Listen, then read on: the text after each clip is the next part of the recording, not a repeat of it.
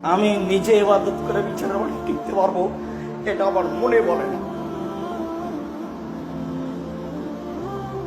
যদি আপনাদের পক্ষ থেকে কোনো দোয়া থাকে, যদি আপনাদের পক্ষ থেকে আল্লাহর কাছে কোনো কথা কবুল হয়ে যায়, তাহলে হয়তো সফল হতে পারবো কিনা আমি বলতে পারছি না।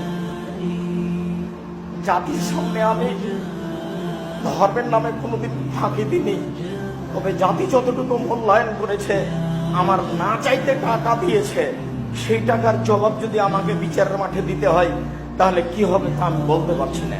তবে আমি জাতির কাছে কোনোদিন পয়সা চাইনি।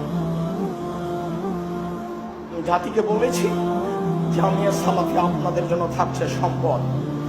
আমার মনে বড় সাধ, এদেশের মাটিতে আমি উন্নত মানের প্রতিষ্ঠান গড়বই গড়বো ইনশাআল্লাহ, যেখানে বাংলা, ইংরেজি, আরবি উন্নত মানের শিক্ষা ছেলেমেয়েরা করবে এবং জাতির অন্যায়ের বিরুদ্ধে লড়বে মুখে কলমে মিডিয়ায়। এই অপেক্ষায় আমি আছি, সেটাই জামিয়া সালাফিয়া।